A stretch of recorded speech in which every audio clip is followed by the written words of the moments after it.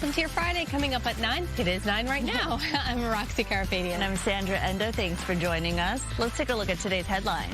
Demonstrations are continuing across the country after an ICE agent shoots and kills a mother of 3. This as we're learning about yet another federal agent shooting in a different state. Plus, strong gusty winds could lead to downed trees and power lines. We'll tell you how long these Santa Ana winds will hang around. And there's a new thrilling whodunit that keeps you guessing. His and Hers is now streaming on Netflix, and I talk with the stars. But first, the star of our weather department, Maria Quavan. I am getting asked that question. Oh. Thank you so much. Getting asked that question about how long these winds are going to keep blowing, right? Well, good news and bad news. It is going to be around for a bit, maybe through tomorrow and into Sunday, and then things will start to quiet down just a little bit as we get into next week. But right now, I mean, these wind gusts are actually quite strong. 30, 40 mile per hour wind gusts at this hour near Woodland Hills, Santa Clarita, stronger out in Orange County, Santa Ana, out towards Corona, nearing 50, 60 miles per hour. And it's only going to get stronger as we get through the rest of the morning and into the afternoon. Temperatures, too, are actually on the colder side because we're tapping into a slightly colder air mass coming in from the north. 34 degrees currently in Palmdale, 44 in Pasadena, 49 in Ontario. Looking at Big Bear, below freezing still at this hour in the upper 20s. High temperatures eventually getting to around 37 in Big Bear, but those winds will be blowing. So that's one of the areas under that high wind warning for potentially damaging winds, some down trees, power lines, that kind of stuff could be happening again today. The fire danger is actually surprisingly lower, but shouldn't be too much of a surprise because we've had so much rain. That is actually helping to mitigate fire danger. So that is the good news. I'll be back with the rest of the forecast in just a few moments. Back to you. All right. Sounds good, Maria. And speaking of the winds, high wind warnings in effect and will not expire until Sunday. That's right. Winds could hit 60 miles an hour. And Rachel Aragon joins us live from Porter Ranch, where they're used to those gusty winds. Rachel. Hey, Sandra, Roxy, good morning to you. Yeah, don't let the sun fool you, though, because it is very chilly out here, at least in Porter Ranch, where you can feel and see, of course, the winds howling. Take a look at these palm trees here. It's been like this all morning. We've even seen some outdoor patio furniture kind of swaying in the wind as well. Here's a video, though, of Calabasas, those winds really picking up there. And it's not just Calabasas, of course, that's seeing these strong Santa Ana winds. As Maria has been saying throughout the morning, the concern with the winds is that we could see some potential for some down tree and power outages, so be mindful of that. The other thing and other concern that I felt myself, I know, is that even driving in the car this morning and potentially later today, I could feel their car swaying. So if you're driving on the freeway, do be mindful of those taller vehicles, those big rigs, those trucks, of course, that also could be swaying as well. Well, earlier today, we spoke to a Porter Ranch resident who is, yes, used to the winds, but even he said today was particularly strong. Take a listen. A down tree in my backyard, so it is that bad. It's not a huge tree, but you can imagine just the winds are so strong. It's pulling down quite some stuff. I tell you what, I stepped out this morning after hearing the howling sounds of the wind. I just walked right back in. It was just pretty strong. So it is strong. You can't do anything in this wind. Now back here live in Porter Ranch, it is not exaggeration or overstatement to really bundle up this morning. I can tell you, though, while it's a little sunny, it's about 20 degrees actually. The real feel lower than what it is because of the wind chill. So again, if you're going to go outside, probably want to use a hat and again, layer up for the rest of the day. I'm pretty live in Porter Ranch this morning. I'm Rachel Aragon. I'll send it back to you guys in the studio. All good advice, Rachel. Thank you. Now, there's been another shooting involving federal immigration enforcement, and this time in Oregon. An FBI investigation underway in Portland after 2 people were shot by federal immigration agents during a targeted vehicle stop. The federal government says they were trying to pull over and detain people in a car with ties to a Venezuelan gang. And according to the Department of Homeland Security, officers fired in self-defense after a driver allegedly attempted to run over them. The car drove off, and Portland police say they received reports of a man needing medical attention. The driver and passenger were both shot. Our officers responded. We found a male and a female with apparent gunshot wounds. Officers applied a tourniquet and summoned emergency medical personnel. I spoke with Minneapolis Mayor Jacob Fry. We shared not just our concerns, but our grief for the families who are suffering. The priority right now is a full, completed investigation. This follows Wednesday's shooting in Minneapolis, where an ICE agent killed a 37-year-old mother under similar circumstances. Barricades have been taken down by the city of Minneapolis near where that ICE shooting took place there. And as this was happening, the city said it would not remove the memorial that was created for Renee Good. The ICE agent who shot her has been identified as Jonathan Ross. Federal officials accuse Good of trying to slam her car into the officer. But witnesses and local leaders in Minnesota say they don't buy the federal reports. I can believe that her death is a tragedy while also recognizing that it's a tragedy of her own making. I will let those that want to push out false narratives, to slander or defame Renee Good, Minnesotans will tell her life story. Minneapolis officials are now urging thousands of ICE officers in the state to leave. Meantime, Governor Tim Walz has ordered the Minnesota National Guard to stand by in case they're needed to support local law enforcement there and keep protests peaceful. More protests are expected locally today over the ICE shooting in Minneapolis and Portland. Mario Ramirez standing by in Orange with more. Mario. Sandra Latia, good morning. We have a small group of protesters. It's grown to about 20 people out here. You can see they're gathered at the corner of Catella and Wanda. This group chanting ICE out of OC and also chanting Renee Good. This demonstration organized by a group called Invisible CA40, a local all-volunteer community organization made up of residents here in the state's 40th congressional district. And they say they feel passionately about what's happening with these ICE operations, calling for accountability and transparency. So let's go from the OC to downtown LA and show you the protests there overnight. People filling the streets outside the federal building downtown. This organized by members of Dare to Struggle and other community groups. At least one protester seen burning the American flag, some shouting at federal agents there as the crowd grew into the night. The demonstration part of a growing wave of anger over the fatal shooting of Renee Good in South Minneapolis. And court records now identifying that officer, who is also linked to a separate incident in June where he was reportedly injured at a traffic stop. Now back at the federal building downtown, organizers calling for multiple investigations for criminal charges to be filed against the officer involved and the arrest of all the agents connected to that shooting in Minneapolis. What they did to that woman, they murdered her, and they are trying to justify it, and there's no justifying murder of American citizens. All of this could have been avoided if individuals simply didn't go and obstruct ICE. This isn't hard. It shouldn't be that hard. Meanwhile, in Long Beach last night, hundreds gathered outside City Hall for a vigil and march organized by the Party for Socialism and Liberation. That march eventually moving into the downtown area with police ordering the crowd to turn back where that demonstration wrapped up. More local protests planned now with two recent ICE shootings. And back out here live, we're talking about today and into the weekend as leaders are calling for peaceful demonstrations. And we'll be following it for you. For now, that's the latest here in the city of Orange. I'm Mario Ramirez. Back to you. All right, Mario, thank you. Overseas now in Iran, protests have continued to intensify. The country has been plunged into a nationwide internet blackout at this point, severely restricting communication across the country as anti-regime protesters enter their second week. According to reports, the death toll from those protests has jumped to at least 62. Before the news of the latest killings, President Trump warned that the regime that if it starts killing people, quote, they will be hit very hard. The protests were sparked in December after the collapse of Iran's currency and soaring inflation, but have since evolved into a broader movement to overthrow the Islamic Republic. Now, Iran's head of the courts vows to punish protesters in that country, and the punishment will be decisive, maximum, without any legal leniency. He says security forces had acted with prudence in dealing with what he called rioters during the recent nationwide protests. His remarks made no reference to deaths or the widespread arrests that human rights groups and witnesses say accompanied the crackdown. And here locally, dozens of people gathered for a free Iran demonstration in Woodland Hills. Sky Fox was overhead. Dozens of Iranian Americans gathering on Topanga Canyon in front of the Topanga Village Mall there. The demonstrators carried flags and signs calling for fundamental political change in Iran. That includes a regime change and the establishment of a democratic republic. Southern California has the largest Iranian community outside of Iran.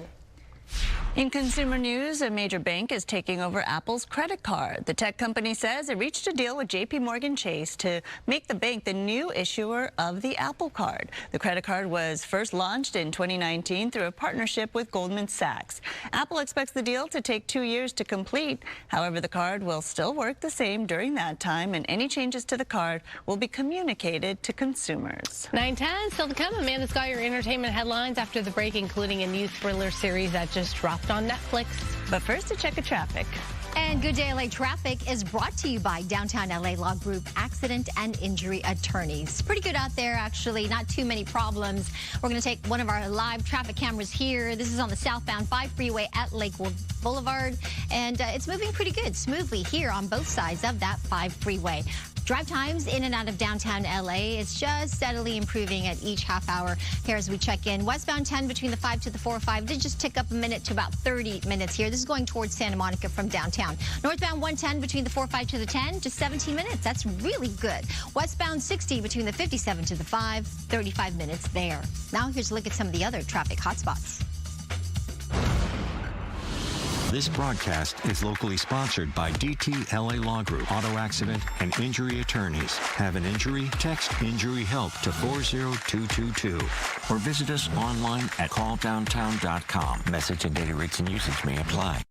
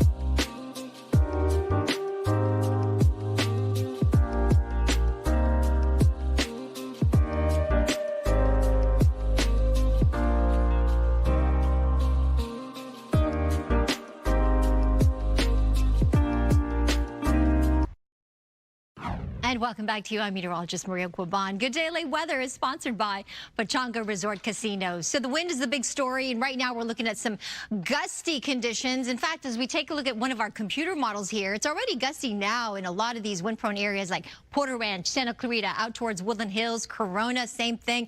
We're going to look for some of these winds to get even stronger in Santa Clarita, nearing 50 miles per hour. Similar conditions out towards the Cajon Pass, the Tejon Pass as well, driving up parts of the 5 freeway. You are going to get buffeted around, especially if you got a high-profile vehicle. This is going to continue tomorrow. Another round of strong winds in the morning, latter part of the morning into the afternoon, and then yet again on Sunday. These high wind warnings will be in effect until Sunday at 1 p.m. So hang in there. It's still going to be pretty strong, especially out towards the mountain locations. This is where we've got the high wind warnings that are in effect. Wind advisories elsewhere, meaning very hazardous driving conditions with these wind gusts, even as close to the coast here through parts of PCH, Malibu, out towards Oxnard, nearing 60-mile-per-hour wind gusts. So that can be very dangerous. Some of the impacts could include not just hazardous driving conditions because of some falling debris on the ground, some tree limbs, but also some downed trees and power lines, and that can include some power outages. Hopefully by Monday, Tuesday, Wednesday of next week, we will get much less of those gusty winds. Still an offshore flow, and it will help to warm up the temperatures because today it's cold, 62 degrees. That's it for downtown LA. That is well below average. Thousand Oaks, yeah, the winds will be howling. Temperatures only in the upper 50s this afternoon. Big Bear eventually will get out of the 20s, and we'll get to maybe 34 degrees later this afternoon, but plenty of sunshine. Don't let it fool you if you haven't been outside. I know it looks warm, but it's actually going to be kind of chilly. The average is 68. We're going to fall below that, 62 for downtown LA. I'll show you the extended outlook in just a few minutes. Back to you. Thank you, Maria. Gosh, it was so cold this morning. I think it still is because our heaters are on under. All 3 of our heaters are on. Yeah, I've joined the chat under this desk. Good morning to you. Happy Friday. Entertainment is sponsored by Yamava Resort and Casino. If you also just want to curl up on the couch this weekend and start a new series, Solving a Murder, you know we love a good whodunit, you should check out His and Hers on Netflix, starring John Bernthal and Tessa Thompson. John channels law enforcement for his role, while Tessa channels us. You play a role that I do every day. I'm a news reporter and a news anchor. And John, it's not your first time wearing the badge, so I know you've learned a thing or two about law enforcement. What is the one thing you've taken away from these jobs that you got to play on screen? I think I just had such a profound respect for women that worked in this space. Like reading like Connie Chung's book or Barbara Walters, like just in the early days of news, and how sort of hard they had to work, frankly, to be taken seriously. And then I was so inspired. I was really interested in like my character Anna, who she would have been watching on the news, like who was the first news anchor that she would have seen, you know, when she was home from school and the 5 o'clock news came on, that made her think she could do that job. And I got to meet many of those women being in Atlanta, Georgia, and spending time with them. So I think that was really just the thing that was super remarkable. As a journalist, I'm like, ooh, go on. There you go. John, how about you? It's been such an honor to play, you know, members of law enforcement and to make so many friends who ride that line and who have taken an oath to defend the powerless and to be there when you need them. I think there's so many misconceptions about law enforcement. Everybody's got an opinion on them, but you really don't know until you need one. And the real joy for me of what I get to do is the people that I get to meet along the way. And some of the closest people in my life now have been members of law enforcement that I've gotten to know just from doing research. And so I'm enormously grateful for it. Okay, now imagine this, though, because His and Hers is the adaptation of Allison Feenley's crime novel of the same name. Now imagine this. You're a reporter, your estranged husband is law enforcement, and he's the lead detective on a case, and you're a reporter reporting on that case. Yeah. How do you think that would go? He better tell me everything. Right. Or he's got to mess with me. So that's kind of some of the subplot for His and Hers. It's now out now if you want to watch it. It's good. I recommend it. Very good. Yeah. Out on Netflix now. All right. Thank you, Amanda. So coming up, you've heard of red light therapy before, but what about for your pet? There are actually some really great benefits when it comes to your pets getting red light therapy. Our next guest is here to share the ways pets can heal from technology. What a cutie. Who is that? Oh my goodness.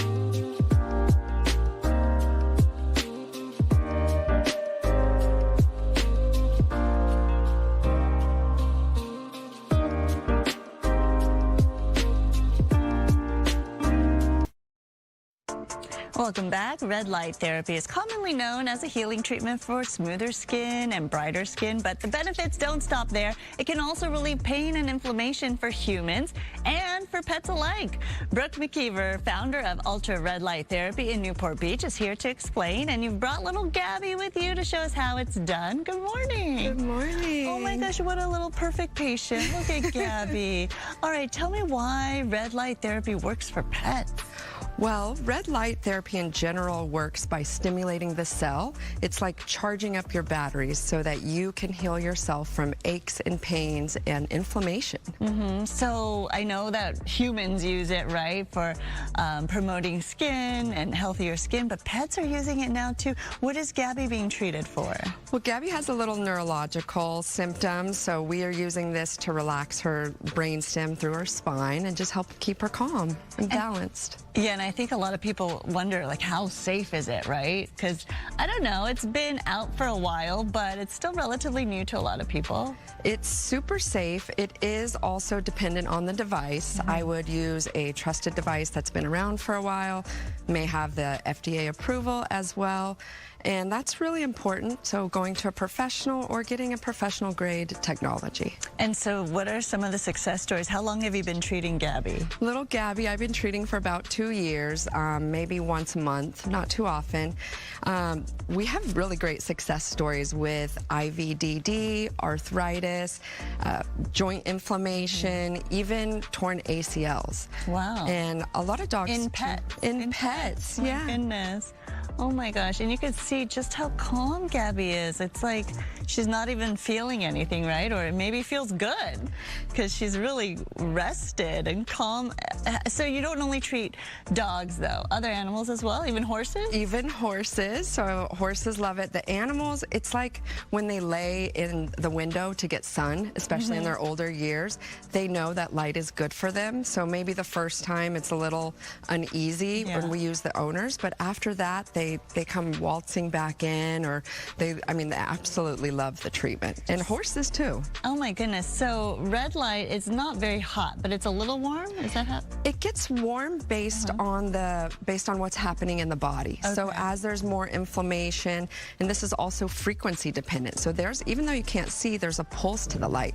So if we're aiming for nerves versus bones and like joint pain or overall inflammation, even gut health, those are different programs in here. So we're really able to target it specifically. And then it gets warm and relaxing, not too hot. Nice. It sounds good for a human. And trust me, a lot of people go to these sessions, right, to feel that comfort and decrease in inflammation. How much are these sessions for humans and for pets? They run from about $50 to $120 a session, depending.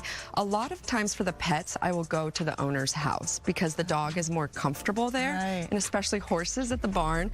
So I'm going to where they're comfortable in doing the treatment. That is so innovative that you're using this technology both for humans and for pets to give some relief. Thank you so much. Thank you. It's really inspiring to hear, and to learn more about red light therapy, check out their Instagram at Ultra Red Light or their website, ultraredlighttherapy.com. Thank you, Brooke and Gabby, for joining us. We'll be right back. Look at how calm. My goodness. This is it gets like, it feels warm. A little warm.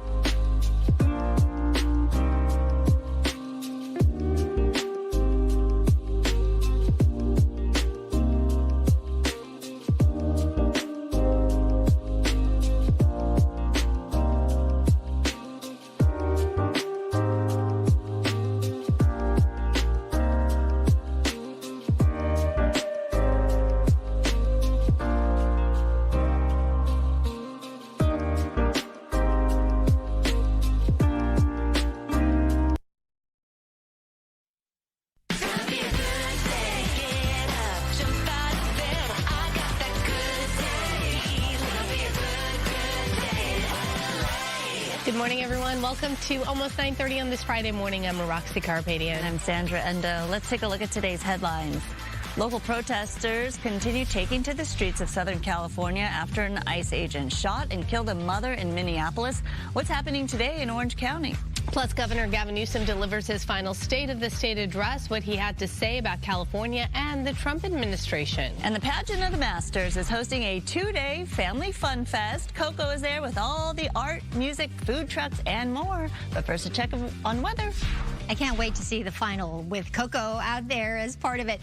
Good morning to you. We're talking about those strong gusty winds, and yes, this is why. We've got an area of low pressure to our east, higher pressure that's building from the East Pacific, and it's really those two pressure systems combined that's driving those winds out of the north and northeast. So we're going to be having these winds with us today, tomorrow into Sunday, and then eventually as that low really moves out of the way, high pressure will be a little bit weaker, but it'll still be there. So the offshore flow will be with us, but it won't be quite as strong and gusty beginning late Sunday into most of next week. But until then, we're still going to feel the winds, and it is tapping in some of that colder air from the north. So that's why we're still going to feel those cooler than average temperatures. Typically, we would talk about higher fire danger at this point because of these strong gusty Santa Ana winds. But the good news is we got so much rain already this season. We have had 14.11 inches of rain. That's almost the entire year's worth of rain. So our surplus is actually 9.35 inches. When is the next storm headed our way? Not this weekend, not next weekend even. So it's going to stay dry for a while. High temperatures will range from 65 in Burbank today, 62 for downtown LA, so well below normal. You'll need that jacket. Santa Clarita just 57 degrees, even Palm Springs, a chilly just 62 degrees later this afternoon. I'll show you my extended outlook in just a few moments. Back to you. All right, Maria, thank you. New this morning, the U.S. military has seized yet another oil tanker today in the Caribbean. The vessel is called the Altadena. According to the U.S. Southern Command, the pre-dawn action was carried out by the U.S. Marines and the Navy. Unclassified video posted on social media shows Marines rappelling from a helicopter onto the tanker's deck. The Altadena marks the 5th tanker seized as part of President Donald Trump's effort to control Venezuela's global distribution of oil products following the U.S. ousting of former President Nicolas Maduro. The Trump administration says it's cracking down on health care fraud in California. And a familiar face will be heading up that investigation right here in Los Angeles. Gigi Gracia joining us now with the details. That's right. Later this morning, Dr. Oz, the administrator for the Centers for Medicare and Medicaid Services, along with First Assistant United States Attorney Bill Asaley, will be in Los Angeles to talk about fraud, part of a broader campaign the White House is launching, which they say includes an investigation into the state of California.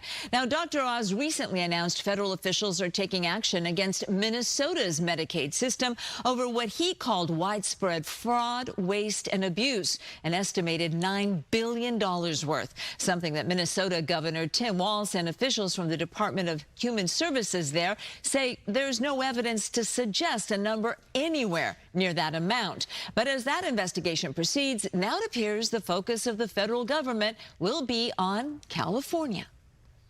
California, more than almost any other state, has been so glaring and obvious about the fact that they're giving welfare benefits to illegal aliens.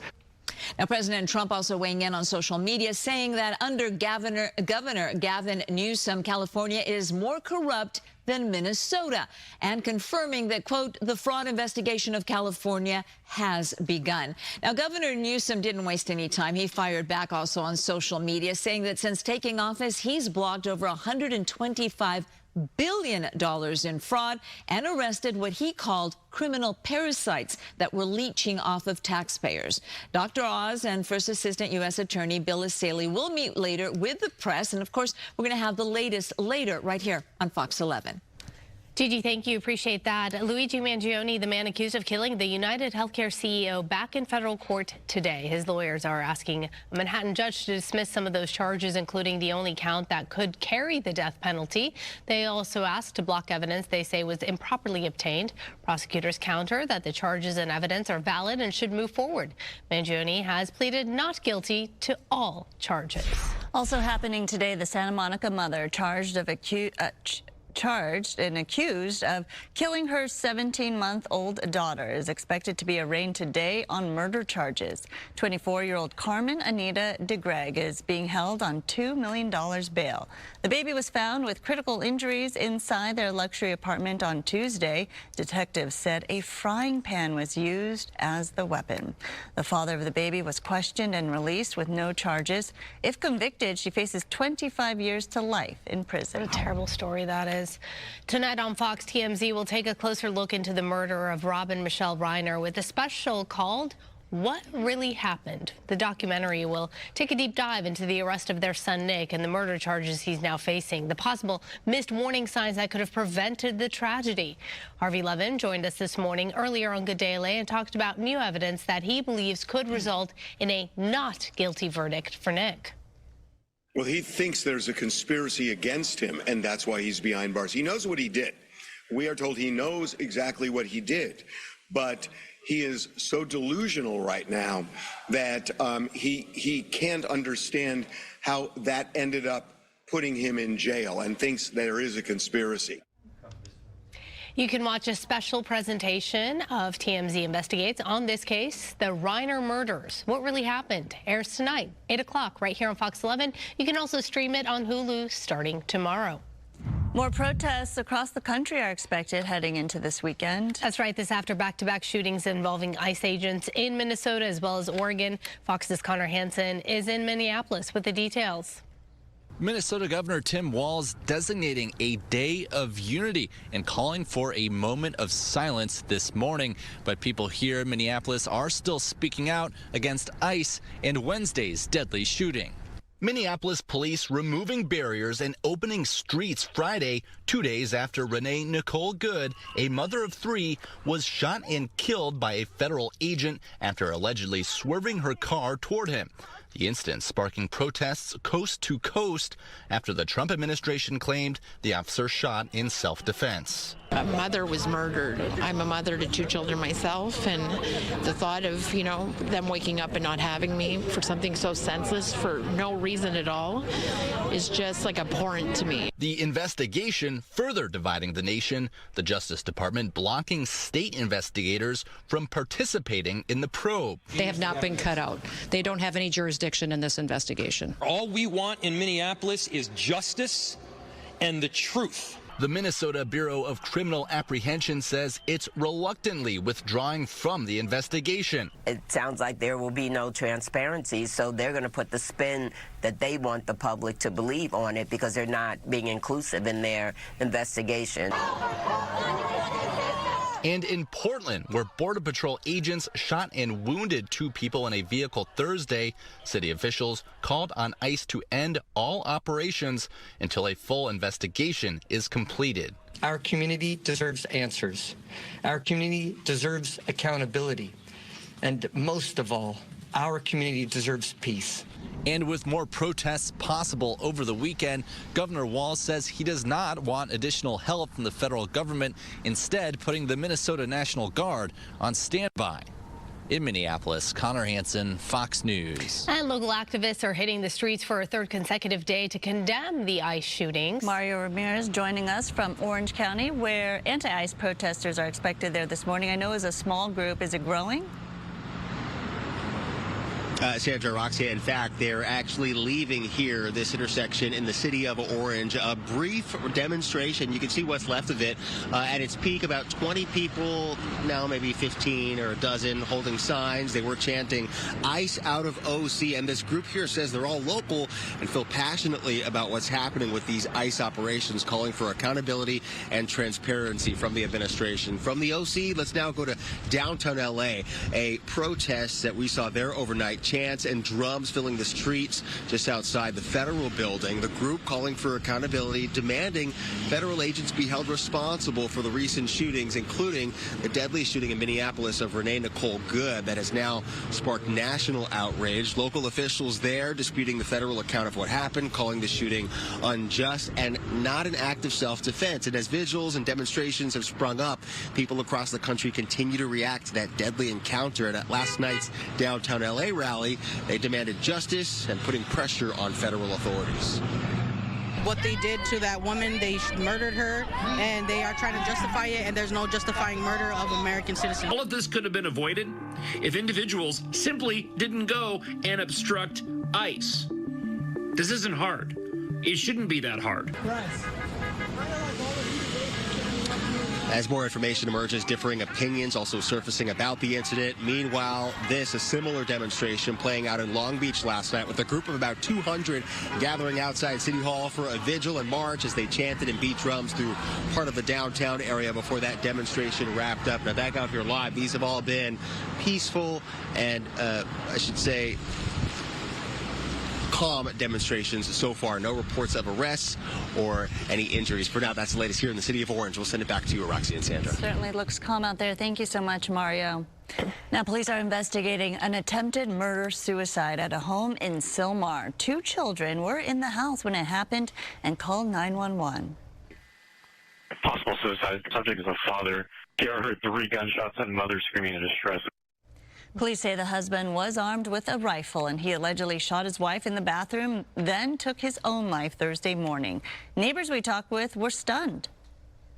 They seem to be normal. I'm not used to this, and this is like a nice neighborhood, but he was barely seen. He was always out, in and out. So, and she was always home. So they have kids. Family members identified the father as John Bocanegra. The mom is listed in grave condition. The teenage children are safe with family. Governor Gavin Newsom delivered his final State of the State address, highlighting what he called achievements like raising the minimum wage, reducing homelessness, and lowering crime rates. He also called on the state legislature to prevent major investment companies from taking up land in California. And I just humbly submit, I think it's shameful that we allow private equity firms in Manhattan to become some of the biggest landlords here in our cities in California. Newsom said he would work with legislators to combat that behavior through more oversight and potential changes to the state's tax code. He also did criticize federal cuts under Trump administration, calling them harmful to Californians. Yes. No doubt these are challenging times. It's not just because of the fires, not just because we get to the federalization of the National Guard or the assault on our democratic norms and institutions. And yet, I think it was one of our finest. Because hardship doesn't merely wound us, it reveals us. A White House spokesperson did respond to Newsom's address in a statement saying, quote, his policies have completely destroyed the great state of California. Right now to an update on a story we told you about in November. A 500-pound bear living in a crawl space under an Altadena home has finally been evicted. Last week, a team from Lake Tahoe-based nonprofit Bear League lured the bear out using paintball guns. Once out, an electrified mat was placed over the entrance. The bear did try to enter the crawl space again, and he received a small shock and ran off. The bear caused a lot of damage, and the homeowner was so concerned that the bear would damage the gas lines that he had to turn off the gas just before Christmas. Was he causing quite a headache for you? Yes, the bumps in the middle of the night and turning over and just all the damage underneath, and I couldn't do anything about it until he was out. The homeowner, Ken Johnson, created a GoFundMe page to help pay for the damages caused by the bear, which is likely to be in the tens of thousands of dollars. My goodness, what a headache for him for so long. You think the bear got bigger? Yes, I think it hibernated under his house, ate a ton of food. Look, he could barely get out. It's insane to me that this bear even fit through that, because it's a huge bear, and I just don't understand why it took this long to do something about They had this. several other attempts, and then I guess state wildlife officials backed off on those attempts and kind of let the homeowner deal with it, and then finally he found another nonprofit to finally come in and help all the way from Lake Tahoe. But the homeowner was living there. I would too. move. I know. I would not be able to live there knowing a bear is underneath. That I wouldn't be able to sleep. I don't understand. It's wild. Okay, well, that's the end for now. This weekend, the Pageant of the Masters isn't just holding an open casting call. They're also hosting family fun. Coco McAvoy live in Laguna Beach with the preview. Good morning. That's right. Open casting call this weekend for Pageant of the Masters. So you can be part of the show, but also a family fun fest. And we're talking about a lot of fun. Take a look. We're talking about great popcorn, which I cannot wait to eat. I'm actually going to go ahead and grab this bag right now because I'm excited for this. I am here with Sharvie, Director of Marketing. So tell us all about Family Fun Fest. Oh, we are just thrilled to add Family Fun Fest to our Saturday and Sunday casting calls from 1 to 4 o'clock. And so it's a lot of fun. We're going to have food trucks. You saw the popcorn. We have art activities, face painting, a DJ even. It's going to be a lot of fun for everyone who's coming out to volunteer. And Sharvie, you were telling me last year was the first year that you decided to do this. What did inspire Pageant of the Masters to have Family Fun Fest? Well, you know what? We thought it was a great way to give back to our community of volunteers. So here we are. It was so successful last year that we've added another day. I love that. Another day. We're actually looking at all the kids working on some cool art projects right now. I'm here with Asher. Asher has been part of Pageant of the Masters. So, Asher, what do you like about being part of it? I like standing still because you get the rest. Yes. Exactly. Asher was part of the show last year, and that's cool because you do get to stand still, and it really does test your ability to be able to do so. Asher has mastered it, by the way. Take a look at this too, face painting as well. It's looking amazing on these two ladies, and so this is something that you could be part of this weekend. 2-day Family Fun Fest happening tomorrow and Sunday from 1 until 4. So if you come for the open casting call, make sure to check out Family Fun Fest as well. I will send it back to you. The makeup is so amazing what they do in the show. I did it twice, and yes. I was trying to take off all the gold makeup. It takes a while. I think I still found some gold in my ear 2 days later. I think you still have some. No, it is pretty amazing. I was part of the show once too, and I had to hold what it looked like a glass china cup, and it was just a piece of cardboard, but from far away no one knew that. But before I found out it was just cardboard, Coco, I was so nervous that I was like, how do I not shake? Like, what if I drop this? So when they handed me the cardboard, I was ecstatic. I'm like, okay, this I can handle. And were you able to stay still? Because that's what, I would be nervous being part of the live show. Yeah, so I did do the live show, and I actually, I did pretty well, if I do say so myself. Ask the people there. I did stand still, and my kids were pretty impressed. Well. Yeah. It's definitely fun. It's so unique, and what an experience. The best, right? the best. All right, Coco, thank you. So coming up, uncovering the secret of glass-like skin. Yes, you want that look, don't you? Our expert is in. Up next with the steps and products you can do to achieve that effortless, clean, and glowing look. We all want that look. Ooh, look at that gold mask. That looks like Pageant of the Master. I know.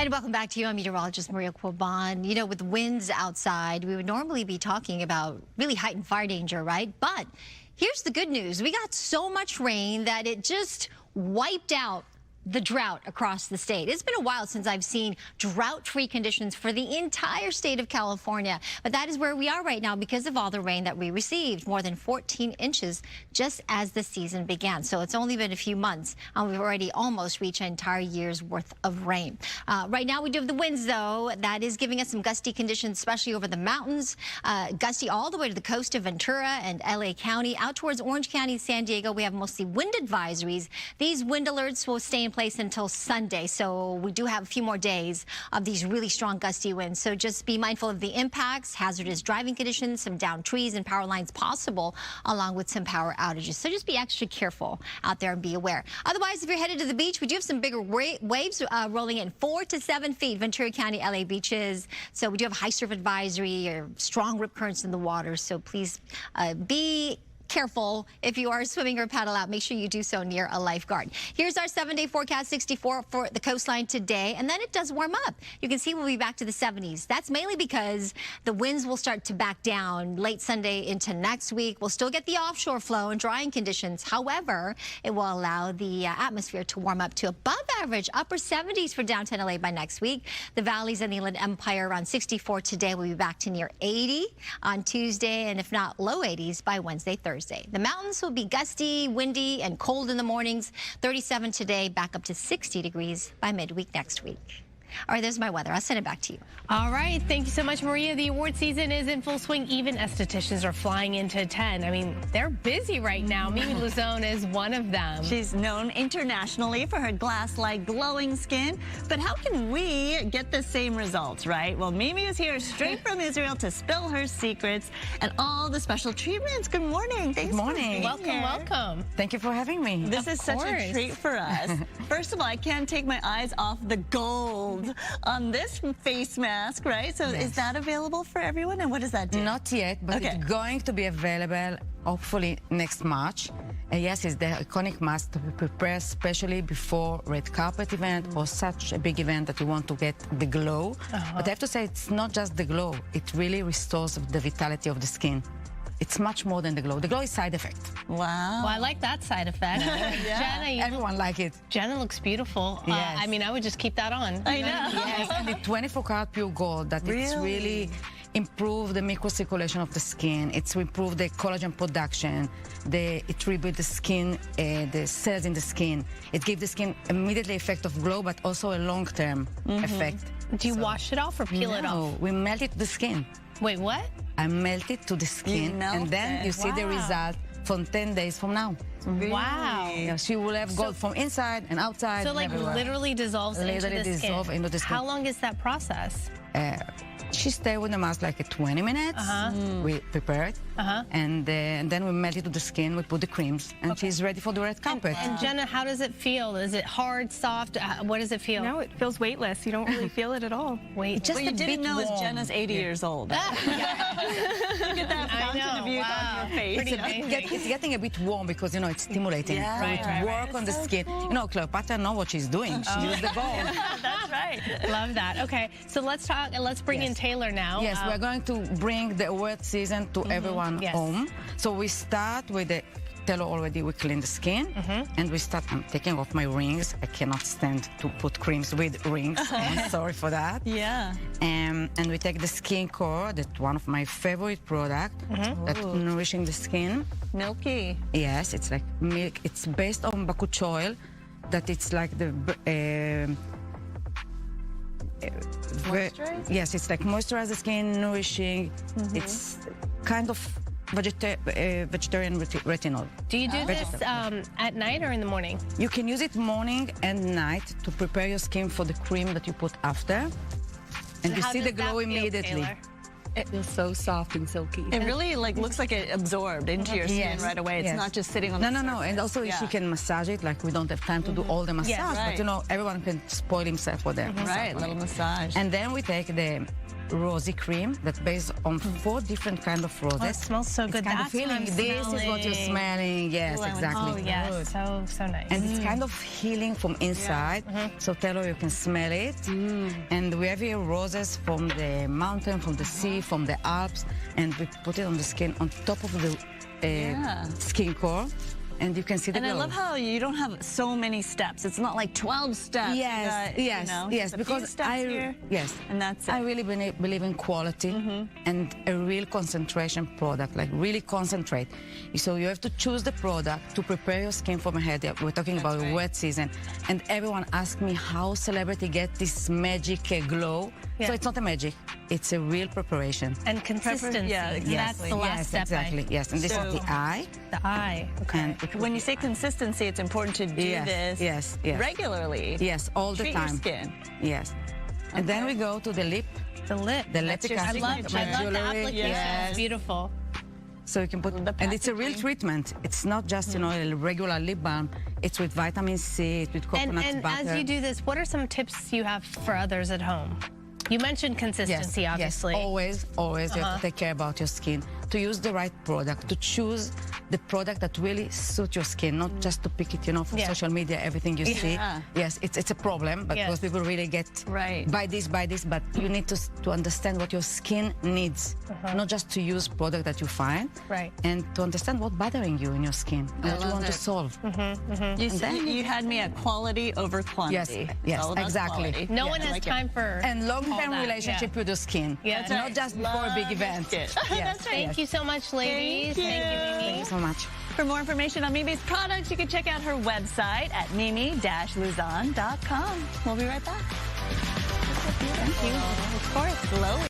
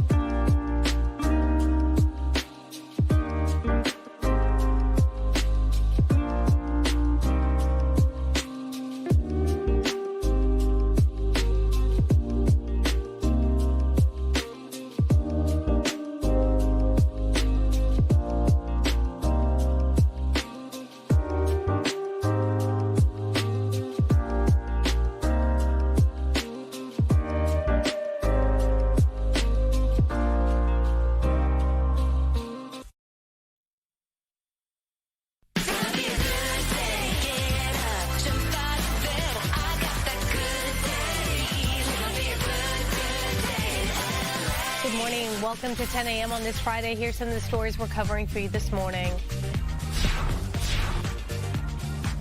Protests continue locally after 2 recent shootings involving ICE agents. We're in Orange County. More on their message coming up in a live report. And those strong gusty winds right now could be leading some down power lines as well as down trees. We're live this morning in Porter Ranch with how long these Santa Ana winds will hang around. Yeah, that's definitely one of the windier spots, the more wind-prone areas. All the brightly colored areas, the corridors for these winds coming out of the north and northeast. These are sustained winds, 21 miles per hour, Santa Ana, 22 in Riverside. But the wind gusts are at least double that. I'll have more details on these winds and when it's going to be all over. Coming up, my complete forecast. For the second time this week, federal immigration officers involved in a shooting yesterday in Portland. ICE agents shot 2 people. The Department of Homeland Security actually saying the agents initiated a traffic stop, and officers say that the car was carrying people with alleged ties to a Venezuelan gang. They say the driver tried to run over law enforcement after they identified themselves, causing an agent to fire their weapon in self-defense. Both the driver and the passenger were shot. And I am aligned with the mayor. The priority right now is a full, completed investigation, not more detentions. There you have it. And last night, hundreds of people gathered at the ICE building in Portland to protest the shooting. Not just in Portland, Minneapolis. There are a lot of people gathering right now, activists, including here in Los Angeles. That's right, Mario Ramirez, live in Orange County, where more protests are expected. Mario? Hi, that's right, Sandra Roxia. Many of the demonstrators that we've been hearing from demanding accountability from the current administration and want to see criminal charges filed against the ICE agents involved in these 2 recent shootings. Now, take a look. We saw a brief demonstration here in the city of Orange at the intersection of Catella and Wanda Road. You can see a group there holding signs chanting ICE out of OC. Now, this demonstration organized by a group called Invisible CA40, a local all-volunteer community organization made up of residents here in the state's 40th congressional district, all local, and these people here feel passionately about what's happening with these ICE operations, calling for an end to them here in their local communities. Now, from the OC to downtown LA, let's show you protesters filling the streets outside the federal building last night. This was organized by members of Dare to Struggle and other community groups. At least one protester seen burning the American flag, some shouting at federal police as the crowd grew into the night. This demonstration, again, part of a growing wave of anger over the recent ICE shootings, including the deadly shooting of Renee Good in South Minneapolis. Court records now identify the officer, who's also linked to a separate incident in June where he was reportedly injured in a traffic stop. Now, organizers at last night's downtown LA rally calling for multiple investigations and charges to be filed against the officer involved and the arrest of all agents connected to that shooting in Minneapolis. What they did to that woman, they murdered her, and they are trying to justify it, and there's no justifying murder of American citizens. All of this could have been avoided if individuals simply didn't go and obstruct ICE. This isn't hard. It shouldn't be that hard. Meanwhile, hundreds gathered outside Long Beach City Hall last night for a vigil and march organized by the Party for Socialism and Liberation. That march eventually moved to downtown Long Beach, with police ordering the crowd to turn back before the demonstration wrapped up there. Now, more demonstrations, protests planned today and into the weekend. We can tell you there's one in downtown LA at Pershing Square tomorrow afternoon, and organizers there calling that protest a larger call for action happening nationally, with protests organized around the country. For now, that's the latest here in Orange. I'm Mario Ramirez. Back to you. All right, Mario, thanks so much. And you know what? Minneapolis remains on edge. Governor Tim Walz has put the National Guard on standby, and the officer who fired the fatal shot has now been identified. And this morning, local authorities are asking the public to send video or other evidence directly to them, since the feds say they won't cooperate on the shooting investigation. For more on that, let's bring in Fox's Oliviana Colmes from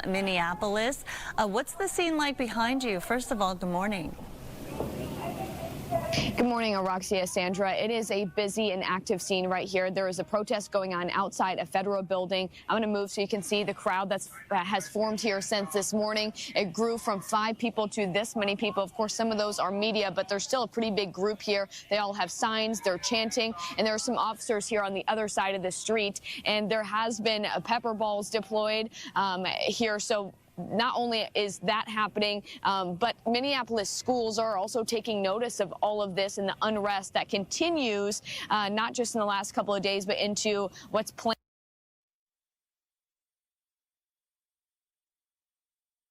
It looks like we lost her shot there. Quite an active scene behind her. We'll check back in with her a little later on for the latest in Minneapolis.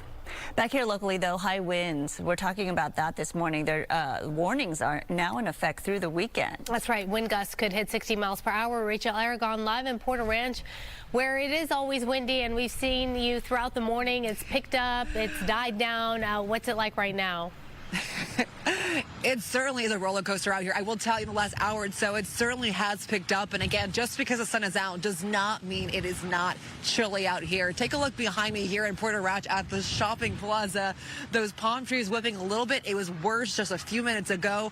But take a look at this video here. This is Calabasas, just one of several areas across Southern California that's really feeling these Santa Ana winds. We keep mentioning this, but it's important to just keep in mind, though, if you're driving or traveling today, do be mindful because your car will likely shake, as it did for me driving up here this morning. And especially if you're on the freeway, we know those trucks and big rigs have a bigger potential to sway and cause some damage. So be mindful of that. But also in some parts of Southern California, the wind gusts could go up to 60 miles per hour. So something else to keep in mind, and hopefully it dies down soon. Now, back here live, though, the wind has been going on throughout the morning. We know that. But the good news is, as Maria has been mentioning again, we had plenty of rainfall in the last 2 weeks, which is good because that fire risk is very low compared to last year. So again, these wind gusts, not the most pleasant, but I know some sunshine and some warmer temperatures are on the way later on next week. Reporting live this morning, I'm Rachel Aragon, and I'll send it back to you guys in the studio.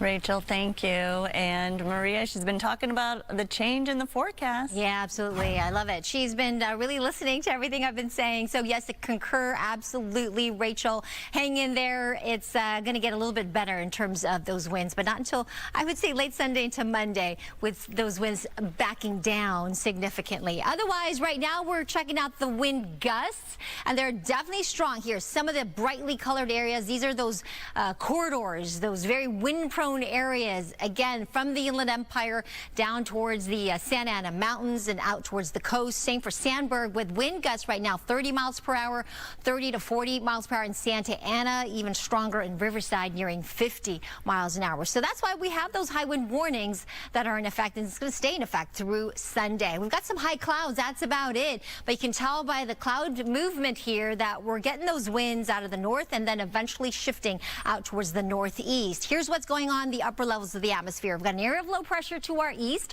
high pressure building just off the coast of California, and it's between these two systems we're getting these winds out of the north and northeast, and they're driving that colder air down from the higher elevations down towards the coast. Now, typically we would warm things up, but because it's starting with some really cold air first, it's not really warming up too much. We'll get to that as we get to next week. In the meantime, that low pressure will continue to slowly move to the east, and as it does so, that high pressure will still be in control, but those gradients, the difference between those two pressures will weaken. And so while we will still get the offshore flow, it won't be quite as gusty, and we'll get a chance to warm up the atmosphere, and that's when we get those temperatures to be above average by even as early as Sunday in some areas, but well into Monday, Tuesday, and Wednesday of next week. But right now, it is chilly. It is 53 in Pasadena. It's just 56 in Corona, 54 in Riverside, even Palm Springs, only 56 degrees. So you'll need that jacket if you're headed out. Highs will range anywhere from 37 up to the mountains with those high wind warnings. We've got some 50s or low 50s in the high desert, just 62 in Palm Springs. That's it. That's the high temperature in the low desert. Similar conditions for downtown LA. Nice and cool and dry, so make sure you moisturize as well before you head out the door. I'll talk more about the warm up that we're expecting by next week and show you those numbers when I come back. Back to you.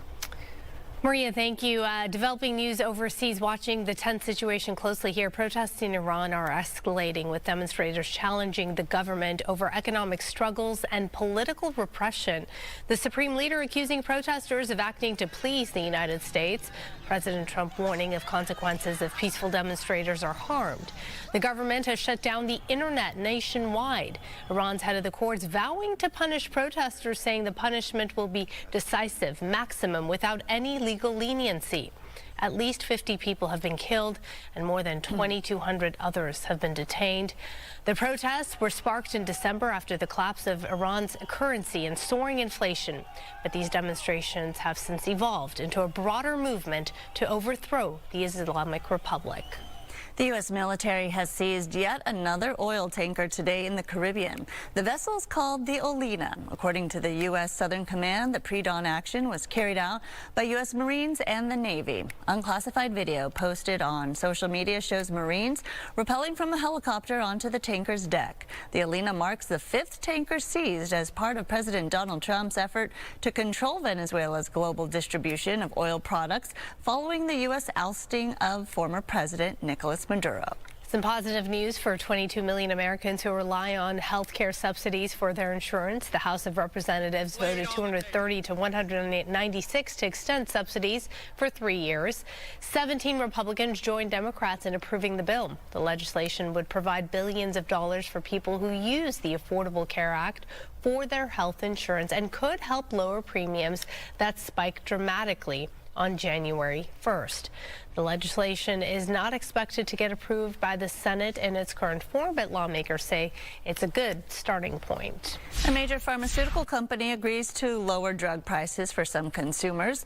Johnson & Johnson says it made a deal with the Trump administration to lower prices and increase access to common prescriptions.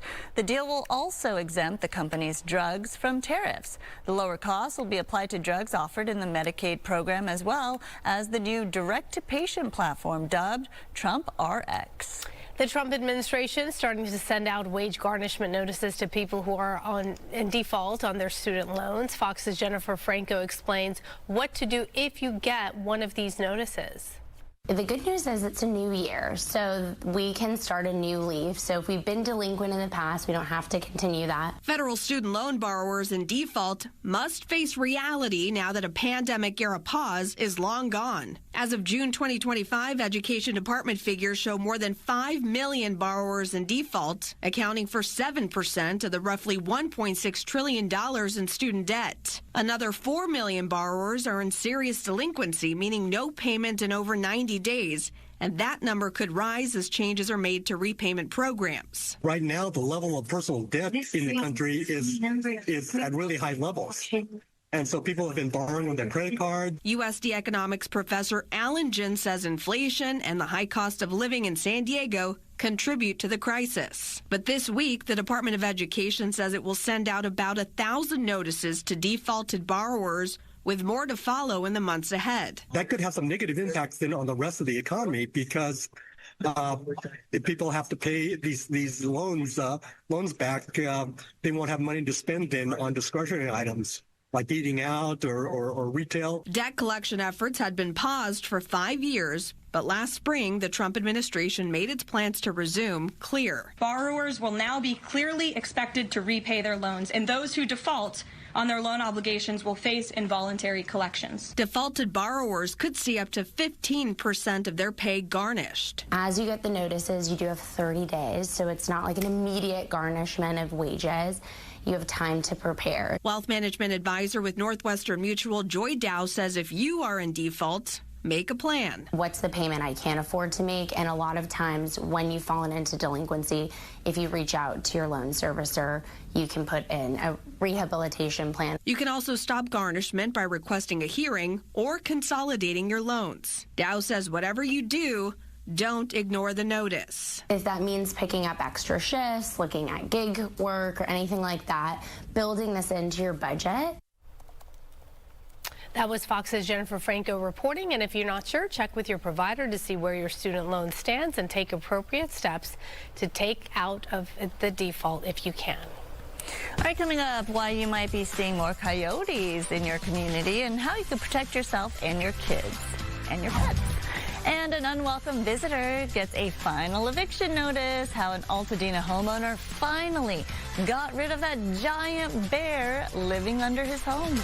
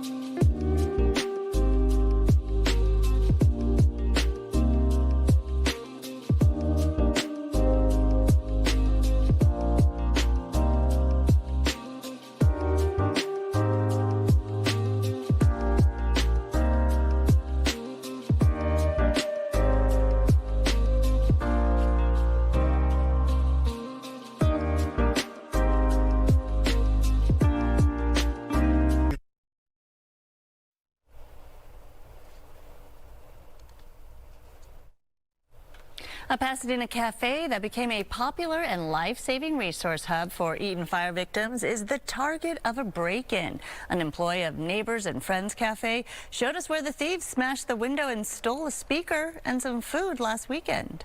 To be honest, there were things that if somebody really needed it, we would have just given it away to them. It's been a year since the fires, and we're all coming to terms with it, and then this happened.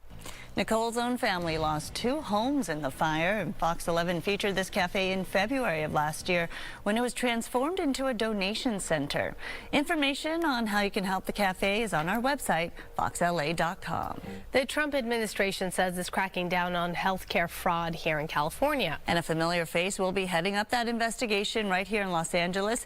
Gigi Gracia joining us now with the details. That's right, Sandra and Aroxia. Later this morning, Dr. Oz, the administrator for the Centers for Medicare and Medicaid Services, along with First Assistant United States Attorney Bill Isaly, will be in Los Angeles to talk about fraud, part of a broader campaign the White House is launching, which they say includes an investigation into the state of California.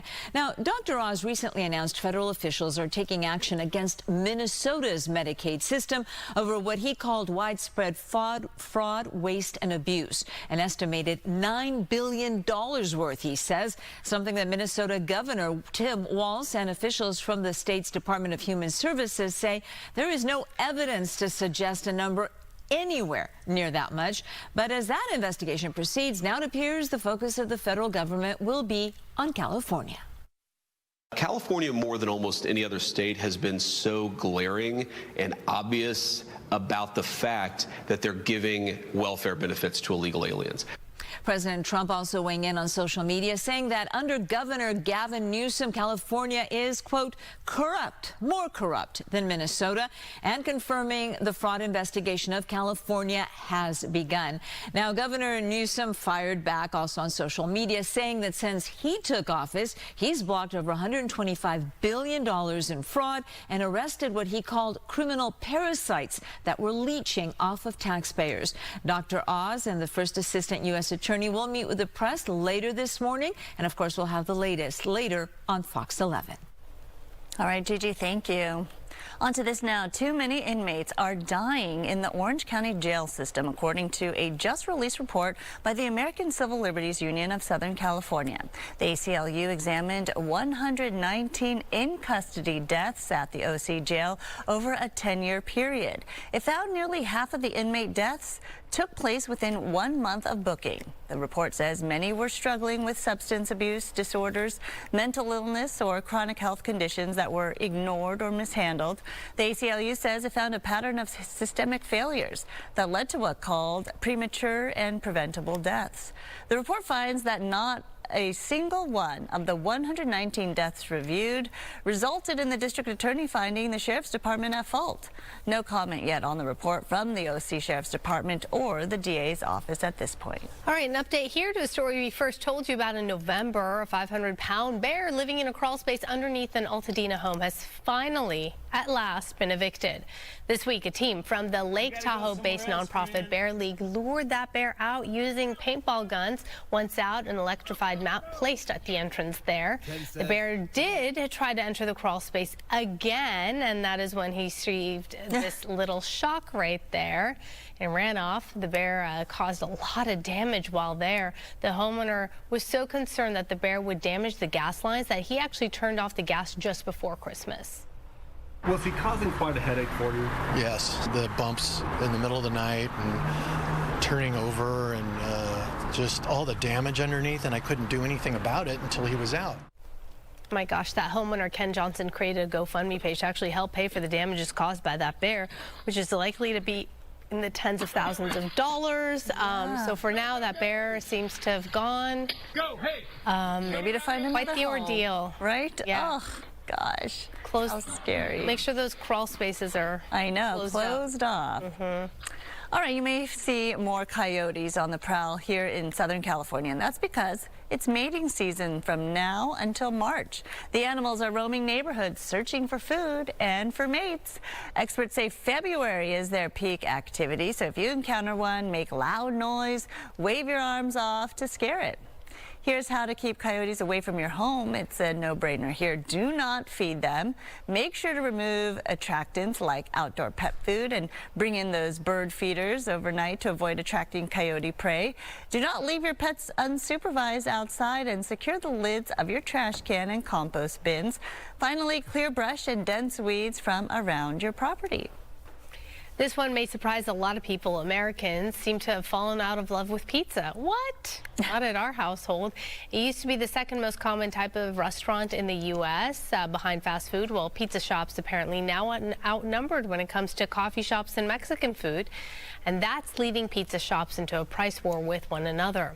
Pizza chains generated about $31 billion in sales in 2024, but data shows those sales are slowly sagging. Wow, I know a lot of friends who used to do Pizza Fridays, right? Growing up, that was your pizza night. So what is on it now? Fridays? I don't know. I haven't heard. Something replaced it. We in our family try to do sushi Fridays when we can, but it's a luxury. You know? I was about to say that, but I don't know how many people do that. Yeah, I know. They always ask for it. Those kids, they have a sophisticated palate. That's right. All right, coming up, a mishap on the monorail at Disneyland leaves guests stuck in the sky, how they were finally rescued. And Coco's going to tell us how you can take part in a giant living art project. Good morning. That's right. We're talking about Pageant of the Masters. I have the perfect way to introduce this year's theme to you with the GOAT. The theme is the greatest of all time, of course. We're going to tell you how you can be part of the open casting call this weekend.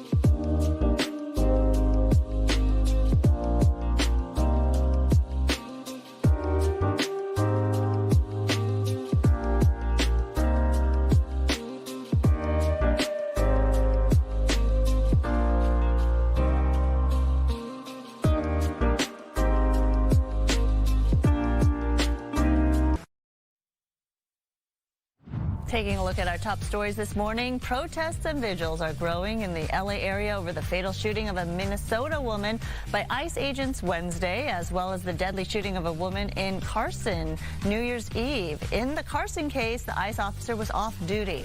ICE agents in Portland also shot 2 men last night during what they called a traffic stop of suspected Venezuelan gang members. Today is a National Day of Mourning in Switzerland to honor the 40 people who died in a bar fire in an alpine town on New Year's Eve. Also today, prosecutors asked a court to put one of the bar's managers in jail until the trial, calling him a flight risk at this point. The judge ruled that the man and his wife will remain free, but put under judicial supervision. High wind warnings remain in effect for parts of Southern California. Those howling winds may have kept you up overnight, and they'll continue with the potential for taking down trees and power lines. That's why we're going to Maria to tell us all about those conditions out there. Absolutely, and here's probably why. Overnight, early this morning, some of these wind gusts clocked in at nearly 80 miles an hour at Magic Mountain Truck Trail that's up in the Angeles National Forest, kind of close to the 14-year Santa Clarita. Little Creek Ridge, 67-mile-per-hour wind gusts. Fontana, 46-mile-per-hour wind gusts, and Malibu even there near 40 miles per hour. And these winds winds are going to continue to howl, especially again tonight and tomorrow morning. So we have those high wind warnings continuing. It'll be dry too. Cold nights, cold mornings, sunshine in the afternoon. That's a good thing, but temperatures will stay slightly below the average. It will start to warm up and the winds will start to back down, but not until late Sunday into next week. So we've got today and tomorrow still with hazardous driving conditions. I want you to be aware of some falling debris, some tree limbs on the ground. And these winds are so strong, it could certainly down some trees and power lines, and as a result, some power outages. So those are all possible over the next couple of days or so into the weekend. Temperatures below average, 62 for downtown LA today. We're tapping into that colder air from the north, and that's why it's not really warming up too much. So the average is 68. We're going to run below that. You'll need that jacket if you're heading out. Sunset time at 5:01 this afternoon. Here are the highs today. Not very high. 51 in Palmdale, 63 in Ontario, 62 for downtown, as I mentioned, 61 in San Bernardino, 37 in Big Bear, to just 62 in Palm Springs out there in the low deserts. It will warm up, like I said. I'll show you those temperatures when I come back. Back to you. All right, Maria, thank you. NASA is cutting short its latest mission to the International Space Station. The space agency announced Thursday that one member of the crew, comprised of American, Japanese, and Russian astronauts, did suffer an undisclosed medical issue. The issue also did force NASA to cancel its first spacewalk of the year. I've come to the decision that it's in the best interest of our astronauts to return Crew 11 ahead of their planned departure. Within the coming days, the Dragon Endeavour spacecraft will depart the International Space Station with Commander Zena Cardman, pilot Mike Fink, Kimya Yui from JAXA, and Oleg Platonov of Roscosmos, and safely return them to Earth. NASA did not identify which crew member had the emergency. Medical situations on the ISS are closely held secrets, and astronauts rarely acknowledge or describe publicly their medical conditions. A new study reveals the beneficial effects of weight loss drugs may disappear after users stop the treatment. The study, published by the British Medical Journal, finds people using weight loss medications regularly or actually regain nearly a pound a month after they stop taking them. The study went even further, saying all weight loss is likely to be regained in less than 2 years after stopping the treatment. And that rate could be faster for those taking weight loss injections.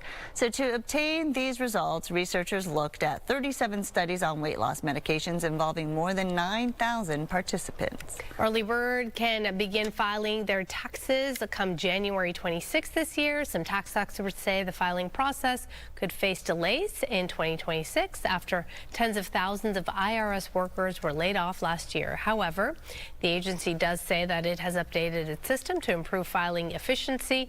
The tax deadline is coming up on April 15th, and you can get an extension to October 15th. Just remember that if you do owe Uncle Sam, you can delay filing, but you cannot delay paying without a penalty. And be careful if you still file taxes the old-fashioned way in an envelope with a stamp. The Postal Service says it is no longer postmarking mail with the date you dropped it off. It will now be marked with the date it arrives at a processing facility. The agency says it is cutting costs and emissions by reducing trips. The Postal Service says you should send tax returns or mail-in ballots that have specific deadlines a day or two earlier, or ask a clerk to manually postmark the letter. Something else that's new for this tax season, you can actually start deducting your car loans this tax filing season, but not all loans qualify. Darren Patello explains. So here's the deal. If you buy a new vehicle made right here in the U.S. between now and 2028, you can deduct up to $10,000 a year in auto loan interest. And get this, there's no itemization needed for your taxes to get that windfall. It's an above-the-line deduction, meaning it's available to the hardworking families taking the standard deduction as well. So Secretary Bessent posting on X saying this deduction helps lower monthly costs and makes car ownership more affordable when families need it most. The tax cut also supports American workers by applying solely to U.S. assembled vehicles, strengthening domestic manufacturing. By giving buyers incentive to choose American, the administration is looking to boost domestic manufacturing after a tough year of tariffs. For consumers, it's a rare break from inflation. For Detroit, it's a chance to stretch margins and keep the wheels turning on the American dream. It's about putting more money in people's pockets. And when people have money, they spend money. When they spend money, the economy grows. So it's a wonderful cycle. And just a note here, the deduction phases out for people making over $100,000 or $200,000. That's jointly for filers. So if that's not you, go ahead and check your VIN number, because if that car was born in the USA, you could be looking at a huge refund. And the IRS is expected to release the full list of qualifying models. That's later this month. Darren Botello, Fox Business.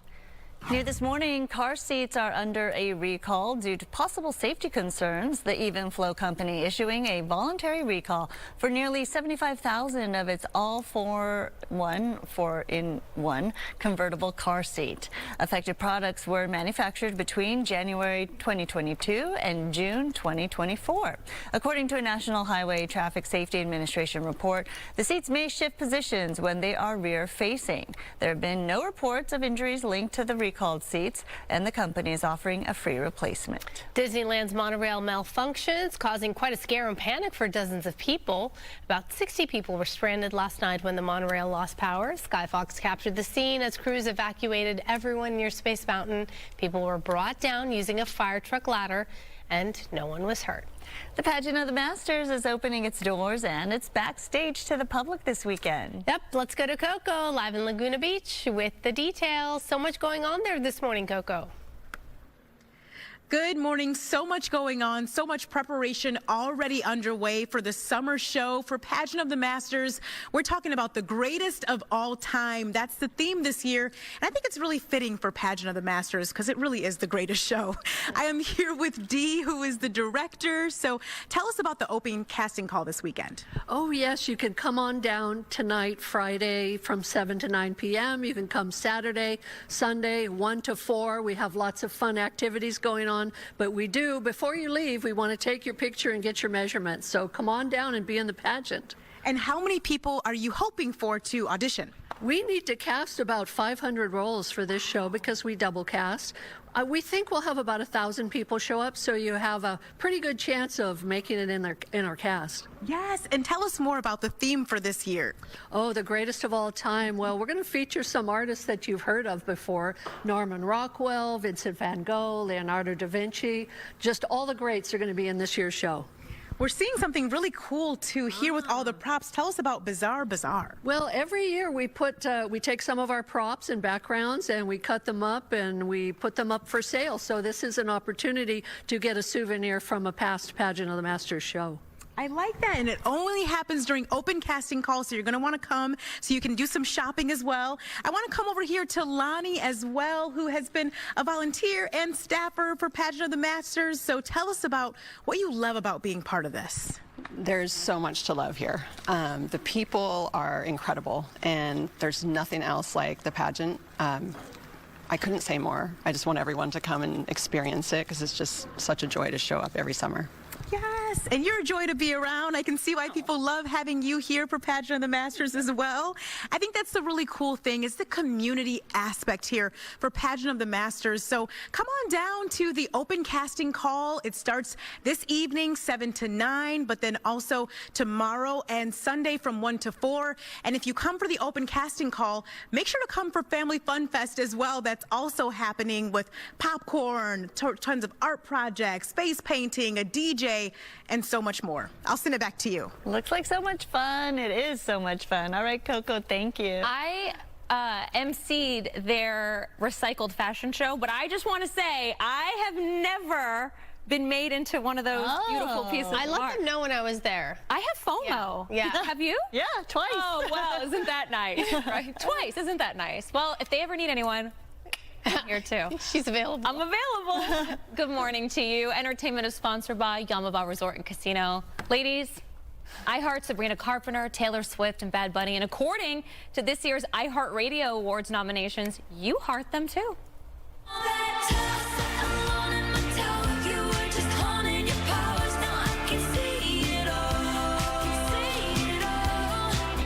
Oh, the life of Ophelia indeed. This year's nominations are led by Taylor Swift with 9, following with Alex Warren 8. Sabrina Carpenter also getting 8, and Bad Bunny, who you're going to see next month, headline the halftime show at the Super Bowl with 8 as well. Let's get to Song of the Year nominations. You've got Anxiety, oh my Doechii, Good News, Shabuzi, I love that song, Love Somebody, Morgan Wallen, Luther, Kendrick Lamar and SZA, Man Child, Sabrina Carpenter. We've also got Mutt, Leon Thomas, Ordinary. I know Roxy loves that one. And you love it too, Sandy. Alex Warren. Sorry, I'm here for someone else. Benson Boone. Oh, who are you going to choose now? I'm torn. Stargazing, Miles Smith, and as you just saw, The Fate of Ophelia. So, ladies, I asked earlier, but I'm asking you again. Sandra, you got to weigh in. Who do you think is going to take it home? Oh, Taylor Swift? Okay. No. Well, you can catch it in March on Fox. Okay.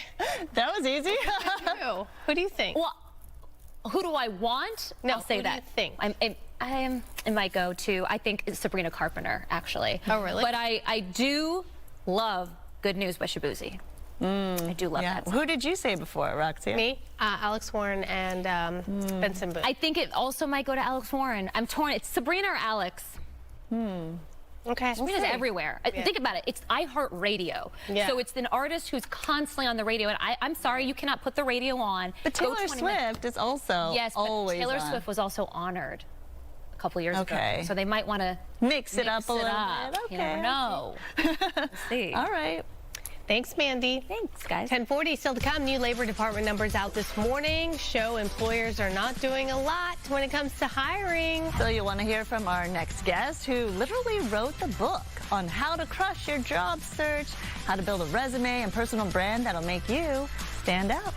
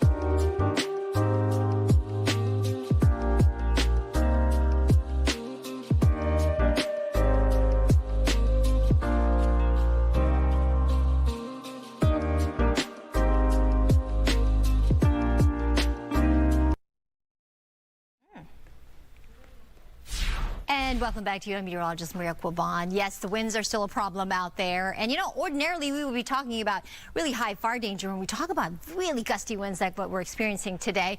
But very different case than where we were last year. I don't know if you remember last year we were talking about severe and extreme drought conditions. But this year, very different. We had so much rain that the entire state of California is now out of the drought. So we are all drought free. It's been a long time, decades, since I've actually been able to say that for the entire state of California. So the amount of rain we've received, over 14.11 inches of rain, that is almost the entire season worth of rain. So we did really well, and we are doing well so far this season. We have lower fire danger despite those strong gusty winds out there. Wind advisories and warnings still in effect through Sunday. So we still have to deal with this for the weekend, and then the winds will start to back down. And as a result of that, we will warm the temperatures up to above average by the time we get to even as early as late Sunday afternoon into next week. If you're headed to the beach today, temperatures on the sand definitely chilly, near 60 to 64 degrees, but we do have strong rip currents in the water, so please be extra careful. We've got a big swell coming in from the west-northwest, and those surf heights 4 to 7 feet near Ventura County, LA County beaches, a little smaller for Orange County. Speaking of the beaches, we're going to warm up to around 71 on Sunday with that offshore flow still with us, but with a little bit less wind. We're even going to warm up some more as we get to midweek next week. Downtown LA 62 today. That is cool. That's cooler than the average of 68, but we'll reach that by Sunday. In fact, we're going to near 80 by next week, Wednesday and Thursday. So it's not going to feel much like January as we get to next week. But until then, grab that jacket. It's chilly. 64 for the valleys and the Inland Empire. We'll get to around 80 by next week. The mountains, 37. Those gusty winds, high wind warnings in effect. So be careful driving with a high-profile vehicle, of course, especially in those wind-prone areas, and some downed trees, power lines, things like that. Those kinds of impacts will be expected through the weekend. 62, even in Palm Springs, a little chilly today. But we get a little reward next week, upper 70s to around even 81 by Wednesday. Have a great weekend, everybody. Back to you. All right, Maria, thank you. Taking a live look at the big board right now. We're in the green, up 259 points right here. The Labor Department out with new data this morning showing sluggish hiring numbers, though, in December. It capped off a year of weak employment gains that have left job seekers frustrated. The unemployment rate dipped slightly to 4.4%. However, the data shows businesses are reluctant to add workers, and economic experts blame the president's tariffs, continued high inflation, and the spread of artificial intelligence. So with fewer job openings, it's more important now than ever to make sure that you and your resume stand out, of course, from potential employers. And here to help us understand all of that and do just that, the authors of Straight from the Grapevine, How to Crush Your Job Search. Let's welcome Lori Zucker-Briller and Rachel Zaslansky-Shearer. Thank you, ladies, for being here. Thank you for having us. Of course. Okay, so what's going on with the job market? Fewer opportunities are out there for people. Why is this happening? And why is it so hard? Well, I think there's a lot of shifts happening. I mean, I think it's economics. There's tariffs. There's smaller companies are trying to figure out what's going to be happening. I think that AI, tech, there's so many things closing in. So, you know, the most important thing is to not let the noise bother you. Just start to focus on what you want to be doing and making sure that your resume is in the best possible order so that you can tackle the jobs that you're looking for. That's good, because it's a mind game, right? It starts to mess with you.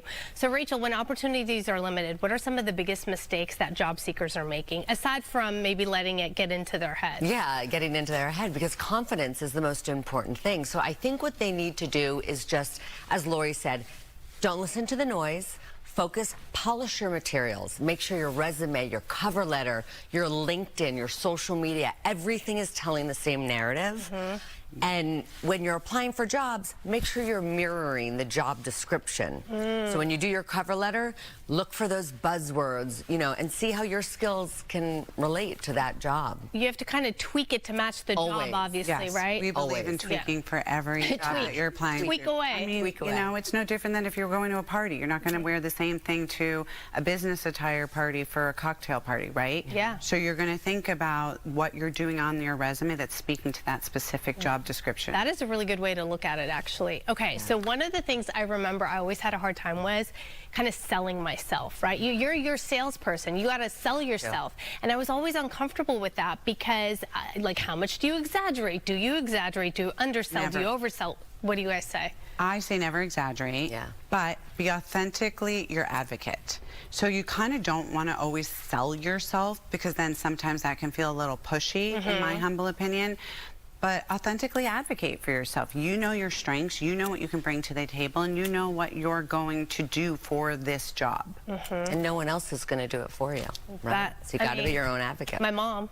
Exactly. I don't know if that's going to help in the job search, but it's good. So what about, like, resumes are often filtered through, you know, like there's a process, maybe AI, and then humans get to them. So how do you go about that? Is there a certain buzzword or phrase, or how do you navigate it so you make sure when that human gets your resume, it kind of stands out? It passes through the AI test. Yeah, I think buzzwords from the job description that you can pull out and put on your resume. And you don't want to lie, you know, you have to be authentic to your experience, but read that job description, pull out certain buzzwords. That's what AI is looking for. And once it gets through, then you get that human connection with the person that's hiring. Okay, so how important is networking? Now, networking takes time. It can take years, and it's a lot of work. Yeah, it's overwhelming, but the reality is that a lot of us have gotten our jobs because of someone we've known, right? So we tell everyone to start thinking about it early. Some of us know somebody, you know, I got a job, my first job, because of my friend in college. I mean, think about your high school friends. Think about your college friends, your sororities, your fraternities, if you're in those things, or clubs at, you know, your colleges. Every person is a conduit to something. It might not even be a job, but it might be an informational interview that gets you to that job. So everything can lead to something. Never burn bridges. That is, you never know, right? I say that. Literally 70 to 80% of jobs are not even posted anywhere. It's all through referrals. Right. So you got to dig into your network. You guys also talk about in this book the importance of storytelling. Have that in mind as you go for that job search. What do you mean by that? I think it's a little bit about, you know, who are you? What is unique about you? So if you're worldly, if you've traveled a lot, you know, if you have had different jobs, why? What are you bringing to the table? But when you walk in, you also want to tell the story of your achievements.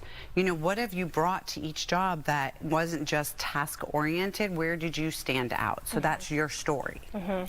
And Rachel, lastly, if a viewer is going to take away one piece of advice from this book, what would you say it would be? You know, I think cut out the noise, and it's really a step-by-step guide. So follow chapter by chapter. That's why we wrote it, right? So it's kind of bringing you back to the basics. Go step by step, chapter by chapter, and you will land your job. It's not, people aren't getting hired because they're not qualified. It's because they're not doing the job search correctly. Yeah, and just looking for the job is a job in itself. It's a full-time job. Time. Yeah, it's a lot of work. Ladies, thank you so much. Thank you. Thank you for being here. Again, the book, Straight from the Grapevine, How to Crush Your Job Search. You can pick it up, I assume, anywhere. Anywhere. So do it. Good luck, everybody. Thanks so much, and we'll be right back.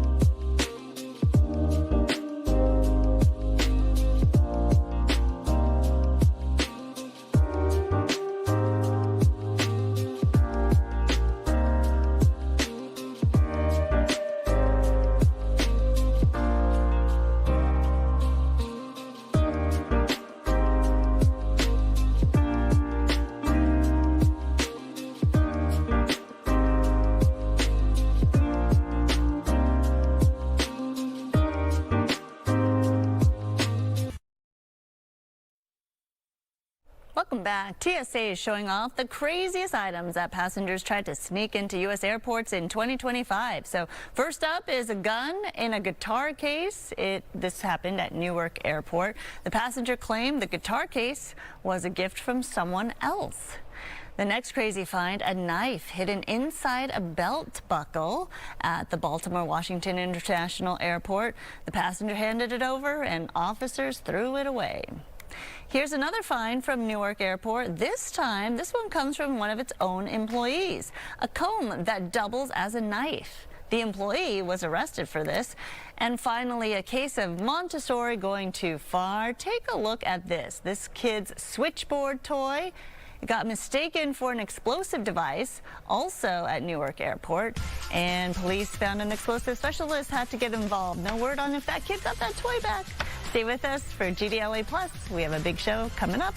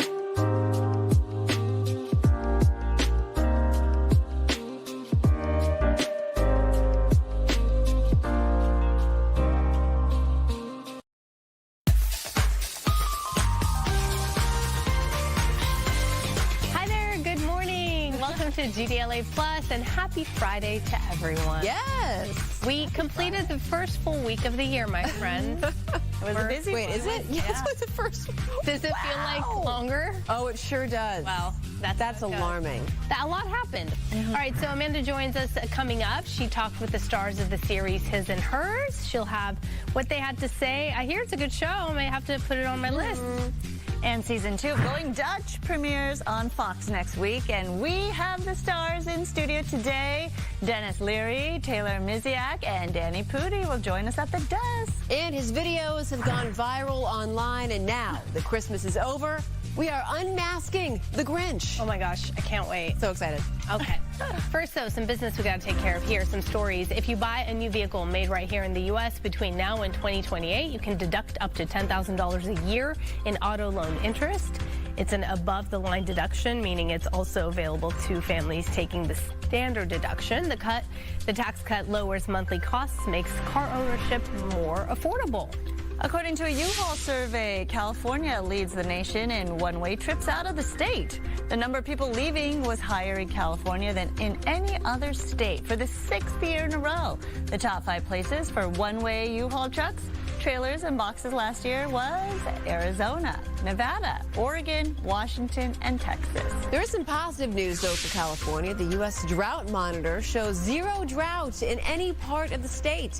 A snapshot of the latest edition of the drought map does not show any yellow, tan, orange, or red areas. That is very different from the images that we are used to seeing. As of this week, the state's largest reservoirs are all higher than their historic averages for this time of year. A 500-pound bear that was living in a crawl space underneath an Altadena home finally out of there. Yes, that bear has been evicted. This week, a team from Lake Tahoe-based nonprofit Bear League lured that bear out using paintball guns. Once out, an electrified mat was placed over the entrance. That bear did try to enter that crawl space again, and that happened. He got a little shock there. Ran off. The bear caused a lot of damage. The homeowner was so concerned the bear would actually damage the gas lines that he turned off the gas just before Christmas. Was he causing quite a headache for you? Yes, the bumps in the middle of the night and turning over and just all the damage underneath, and I couldn't do anything about it until he was out. That homeowner, Ken Johnson, created a GoFundMe page to help pay for the damage caused by the bear, which is likely to be in the tens of thousands of dollars. Yep. All right, a Chicago area father is filing a lawsuit against the popular online game Roblox. He says his 9-year-old son was groomed and sexually exploited through the game. He let his kid play because Roblox promised strong safety protections. The lawsuit says those protections, though, failed. He says a predator contacted the boy, pretended to be another kid, and built trust over time. He then convinced the boy to send explicit photos. So California is suing the Trump administration for freezing federal funding for child care and family service programs. Attorney General Rob Bonta announcing the lawsuit during a news conference. Trump issued the freeze earlier this week over concerns of fraud and misuse of taxpayer dollars. Bonta says the president's move will hurt millions of Californians, including children, families, the elderly, and those with disabilities. Bonta also says his lawsuits against the Trump administration benefit the state financially. We're in the millions, the low millions of dollars for the cost. We're securing $168 billion plus in terms of the outcomes, the return on investment. Our last calculation was for every dollar that we spend, we bring in over $33,000 back to California. Bonta could also make a decision this month on whether he will run for governor. He says those lawsuits against the Trump administration, along with his work as the Attorney General, will be playing a big role in his decision. Housing affordability is a problem across the U.S., and one thing many people blame are investment groups buying single-family homes. Now President Trump wants Wall Street off of the neighborhood streets.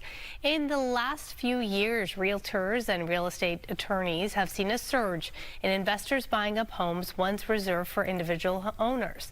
Companies like Innovation Homes, Blackstone, J.P. Morgan Chase have bought up scores of single-family units, then rented them out. President Trump has announced plans to ban large institution investors from buying single-family homes. Ironically, it aligns with Democrats who have criticized corporate home buying for years, saying it raises housing costs. After the president's announcement, Blackstone's stock fell over 9%, equating to about a $17 billion market cap loss. And this is a problem we're seeing here locally, especially after the fires in the Eaton area and the Palisades area, that there's these investment groups buying up those homes that were once kind of historic and a place for the community members to be able to live, and they can no longer afford to rebuild or have a home there. Gosh, and even outside the fire areas, I mean, trying to get a house in this market in California is insane. We're in that position right now. It's when you compare to what it looks like, what you can get